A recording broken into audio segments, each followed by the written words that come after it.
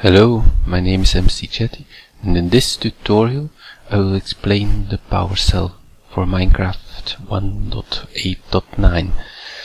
The reason I make this tutorial because I notice there is some confusion about how these work. So let's start. In the first part I'm going to talk about the mechanics behind the PowerCell, how do you use it. And in the second part I will explain the costs associated with it.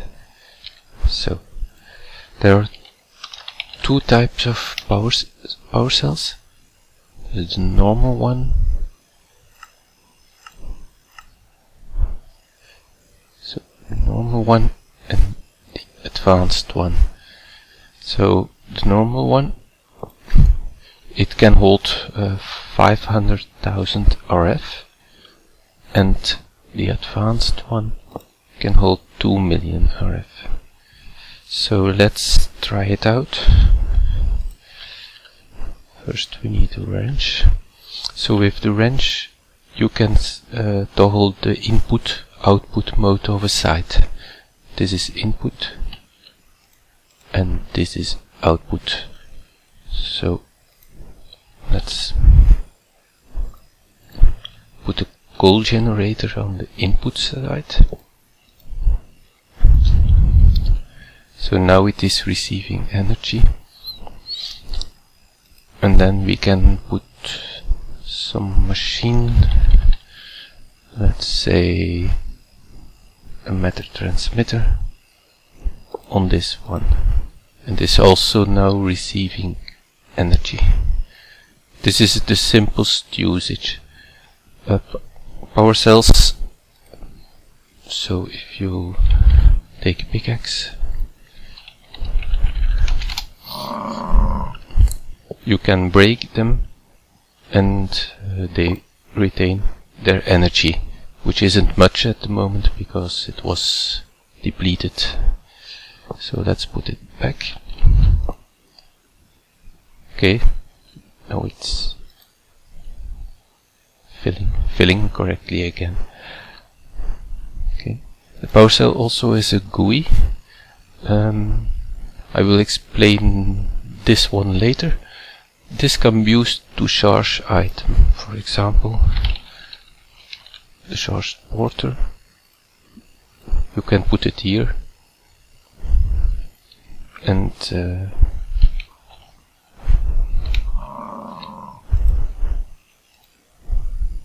it's now first giving power to this one. So let's set all sides to input. Now it is no longer this is no longer receiving energy, and it is it is giving power to the charge porter. Screen is a bit too small and the tooltip too big, so but you can charge items here. Another thing you can do is you can see how much power was inserted and extracted from this cell. So it is the same at the moment, and it also counts power that goes to charged items. So now only power is being inserted. If you click this button, this is cleared. So that's a way to see, to keep statistics. Okay, now I will explain the card. If you insert a card here, it needs to refresh. You get a linked card. So that means that this can now be linked to other power cells. So let's put them here. This is the way to copy the link ID. And then let's insert this one here. These two power cells are now shared. It's a multi-block now. You see the total has increased to 2,500,000. So now you can, for example, take this one, put it here, set this to out, and it is receiving energy again, which is generated here. So once this one can also output more RF per tick on the sides. So it's already full, and now the power cell is filling up. So using this, you can, for example, put coal generators on each side, and generate power faster that way. Okay, and with stats you see here there is no power inserted because it is all inserted via that one. One other thing you can do, if you put the wrench in select mode by just right clicking it in the air and then sneak select on the power cell, you get statistics for the entire multi-block. So here you see there are 2 blocks in this multi-block, and you see the coordinate and how much has been inserted and extracted from this block. So that's a way to find out if there are any issues or so on. So for example, let's put another one here, make it a bit bigger. So insert,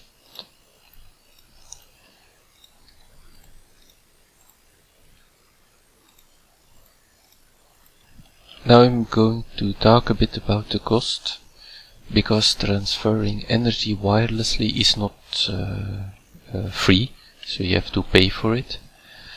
These multi-blocks even work from other dimensions, and the chunks that they are in don't have to be chunk loaded. It will work with full capacity in any case. But if you put this, for example, in another dimension or very far away, you will pay some cost for extracting power. And basically what happens is that the power is distributed over all cells equally. So this means that since we have 6,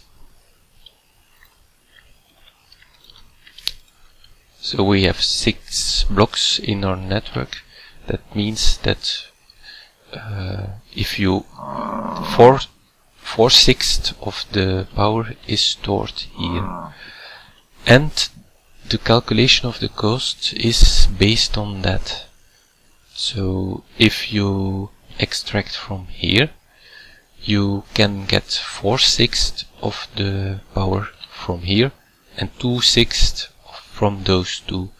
That means that for 4/6 of the power you don't have to pay anything, but for the other two you have to pay a small cost. The maximum cost is 10%, and that happens if you go transfer power from another dimension, for example, or from very far away. However, for these small distances the cost is really small.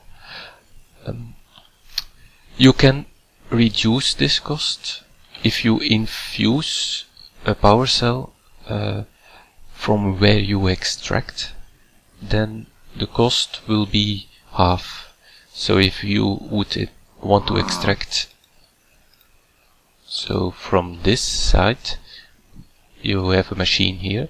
If you infuse this fully with dimensional shards, you only pay half of the cost for getting power out of these two. So that helps. Also, RFTools dimensions also help. If you have one of the parts, for every cell in an RFTools dimension, you only have to pay half again, and for every cell this works 2 times. So if both the receiving and the sending cells are in different or the same RFTools dimension, then you pay only 25% of the cost, and if you then infuse it, then it's only so it is still half. So you have 10% normal divided by 2. If for one RFTools dimension is 5%, divided by 2 for the other RFTools dimension is 2.5%, and then divided by 2 if you fully infuse, so that's 1.25%. So that's the most optimal way to transfer power. Also, within the same RFTools dimension, these cells are also more efficient.